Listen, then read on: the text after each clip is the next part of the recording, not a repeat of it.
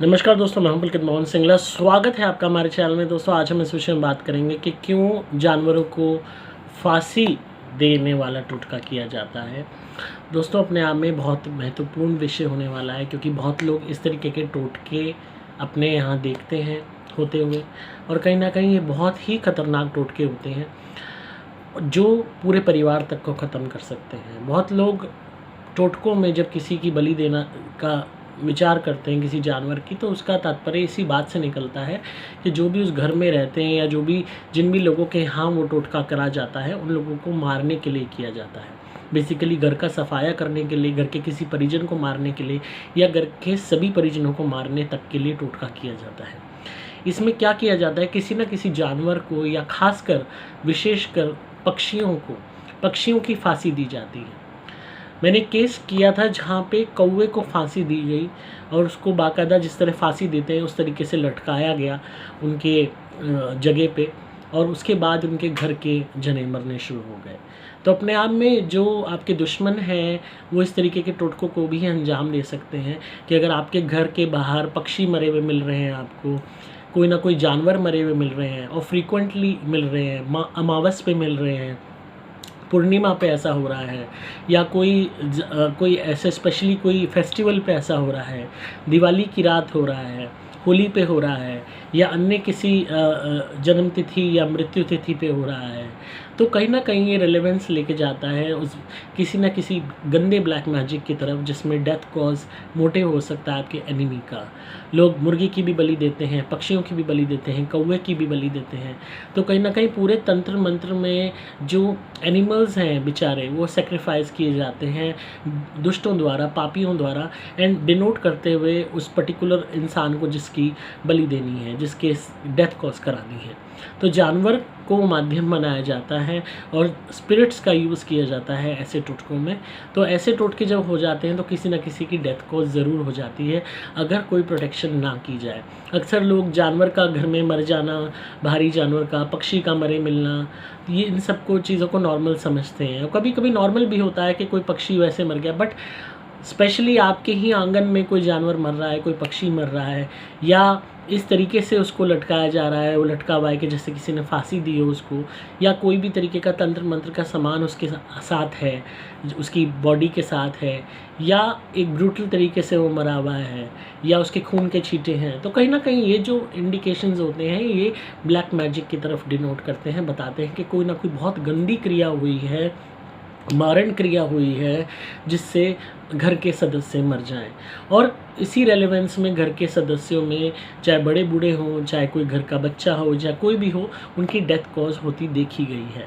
तो अपने आप में ऐसे टोटकों को हल्के में ना लें। ये टोटके कोई भी कर सकता है, आपके जानकार कर सकते हैं, आपके रिश्तेदार कर सकते हैं, नौकर कर सकते हैं, पड़ोसी कर सकते हैं। इसलिए हमेशा मैं आपको कहता हूँ कि अपने आंगन में सीसीटीवी लगवा लें, मेन गेट पे लगवा लें एटलीस्ट, ताकि आपको ये पता रहे कि कौन बंदा क्या डाल के जा रहा है। कोशिश करें छत पे भी लगवा लें, तो कहीं ना कहीं आपके पास ये सर्वेलेंस रहेगी कि कौन बंदा आपके यहाँ क्या फेंक रहा है, क्या वो कर रहा है। क्योंकि लोग अक्सर ऐसे गंदे टोटकों को 12 बजे के बाद ही अंजाम देते हैं, मध्य रात्रि में ही अंजाम देते हैं, क्योंकि उस टाइम कोई देखने वाला भी नहीं होता, कोई आसपास आने वाला भी नहीं होता, और चुपचाप कार्य हो जाता है। हालांकि ये कार्य कहीं और होता है, पर कई दफ़ा उस साइट पे भी होता है जहाँ पे किसी की डेथ कॉज करनी है, कभी कभी कहीं और होके सीधा उस इंसान के वहाँ पे डाला जाता है तंत्र मंत्र से। तो अपने आप में ये डेथ कॉज करने के मारण क्रिया के टोटकों में आते हैं, और ये बहुत ही जो गंदे तांत्रिक होते हैं वो इस तरीके के टोटकों को अंजाम देते हैं पैसों के लिए। तो गंदे लोग भी हैं, पापी लोग भी हैं जो इस तरीके की इंटेंशंस रखते हैं। तो इनसे बचने का सबसे आसान उपाय है धुनी, जो हम देते हैं आपको। अगर इस तरीके की क्रिया आपको मिले अपने यहाँ हुई भी, तो आप उस जो भी आपको मिला है, एनिमल की बॉडी मिली है, कुछ भी मिला है, उसको बाहर फेंकवा दीजिए, और उसके बाद अपने घर को अच्छे से क्लीन कीजिए नमक के पानी से और फिनाइल से धोइए। उसके बाद हमारी धुनी कीजिए सुपर प्लैटिनम वाली, पूरे घर में अच्छे से, हर कमरे में, बाथरूम में, उस आंगन में, और जहाँ पे वो गिरा है खासकर स्पेशली पूरे घर में धुनी घुमाने के बाद उसको, धुनी को वहाँ रख दीजिए।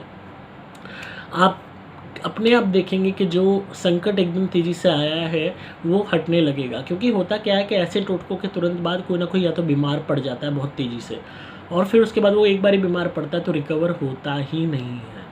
बीमारी बढ़ती चली जाती है, हॉस्पिटल में या तो डेथ हो जाती है या वहाँ से आने के बाद हो जाती है। और यहाँ तक कि ये भी रेलेवेंस देखा गया कि अलग अलग हेलोसिनेशंस होने लगती हैं उस पेशेंट को, डर लगने लगता है, अजीब अजीब चीज़ें दिखने लगती हैं, यहाँ तक कि मेंटल इलनेस भी हो जाती है, पागलपन हो जाता है, पहचानना बंद कर देते हैं।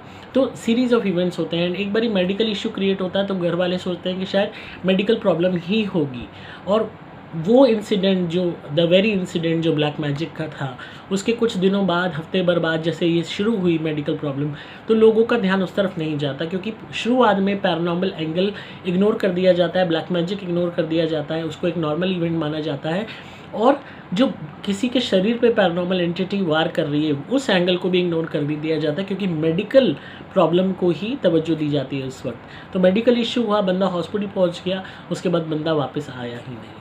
तो इस तरीके से ये चीज़ें काम करती हैं। और ख़ासकर जो आपके दुश्मन होते हैं वो ये देखते हैं कि कोई महामारी चल रही है, उस टाइम में ब्लैक मैजिक कर दो कि पता नहीं चलेगा महामारी में हो गया, या कोई आपका घर का ऑलरेडी बीमार है, किडनी पेशेंट है, हार्ट पेशेंट है, लिवर पेशेंट है, तो वो कहते हैं कि सॉफ्ट टारगेट है बंदा, ताकि ये है कि बीमारी की आड़ में ब्लैक मैजिक करके उसको मार दिया और बीमारी एक्सट्रोवेट हो गई। कभी भी कोई बंदा क्रॉनिकली मेडिकली बीमार होगा, इल होगा, और कोई ब्लैक मैजिक भी उस पर कर देगा, तो जो मेडिकल इशू है वो बढ़ जाएगा, किडनी की बीमारी और ख़राब हो जाएगी, गुर्दे, हार्ट की बीमारी है एकदम से और प्रॉब्लम बढ़ जाएगी, या बीपी है और हाई हो जाएगा। मेडिकली टेस्ट कराएंगे, कुछ नहीं पता लगेगा, बट बॉडी में प्रॉब्लम बढ़नी शुरू हो जाएगी, और कई दफ़ा टेस्ट में आ भी जाएगा प्रॉब्लम बढ़ रही है, कई दफ़ा नहीं।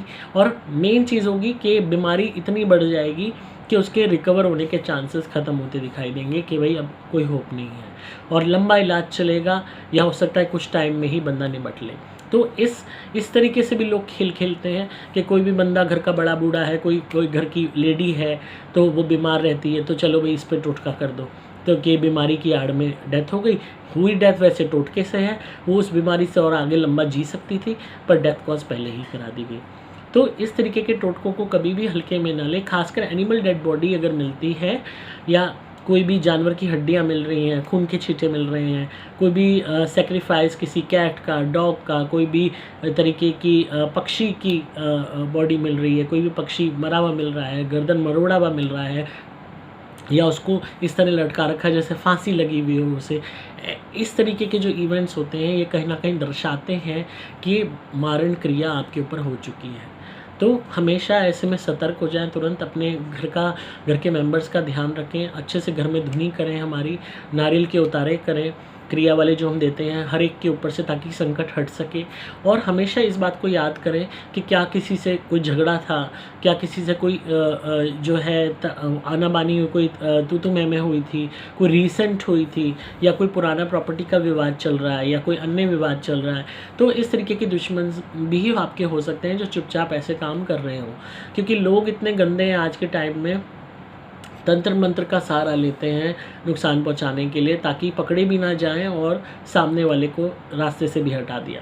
तो इसीलिए ऐसे पापियों को ही रोकने के लिए हमने धुनी निकाली है कि आप घर में जब धुनी जलाने लगेंगे सुपर प्लैटिनम, तुरंत उसके बाद अपने आप जो भी कर रखा है वापस जाएगा, बल्कि उन्हीं का बेड़ा गर्क हो जाएगा, वो कहेंगे हमने अच्छा टोटका करा। और नारियल के उतारे कीजिए, रेगुलरली हर मेंबर के कीजिए, और नारियल जलाइए, जो हम क्रिया वाले नारियल आपको देते हैं उनसे उतारा कीजिए ताकि संकट हटे।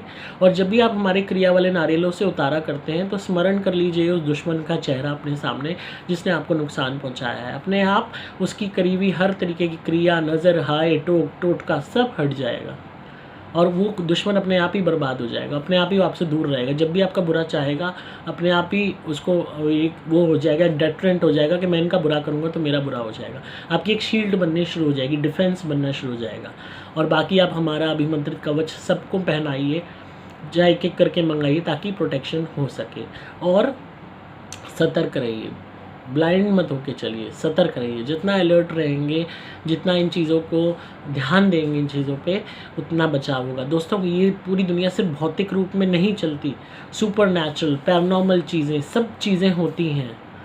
हमारे जितने भी वेद हैं, ग्रंथ हैं, उपनिषद हैं, जिनको आजकल सो कॉल्ड माइथोलॉजी कह दिया जाता है, ये चीज़ें तब भी थी, आज भी हैं, आगे भी रहेंगी। ये कभी नहीं हट सकती, क्योंकि हम भले ही इस भौतिक गोले पे बैठे हैं, एक भौतिक स्वरूप को धारण करे हुए, पर जो हकीकत है, everything is super natural, everything is paranormal, everything is astral. हम सब आत्माएं हैं और उस परम आत्मा से निकली हुई हैं, और ये चीज़ें माया, जादू टोने, हर तरीके की ऊर्जाएं, ये इतनी बड़ी हकीकत है। जिस तरीके से हवा हकीकत है, हम महसूस कर सकते हैं, देख नहीं सकते, उसी तरीके से ये चीज़ें भी हैं, एग्जिस्ट करती थी, करती हैं, करती रहेंगी।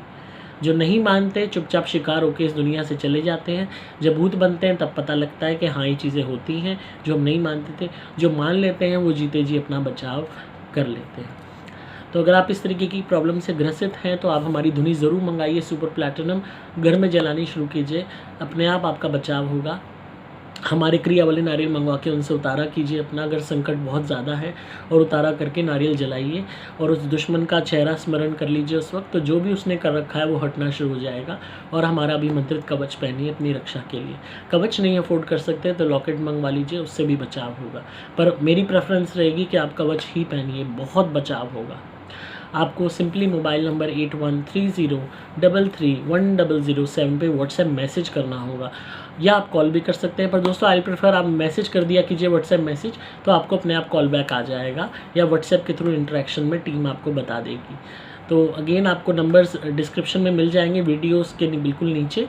आप सुन रहे थे मुझे, मैं हूँ आपका दोस्त पुलकित मोहन सिंगला। लाइक कीजिए, शेयर कीजिए, सब्सक्राइब कीजिए चैनल को।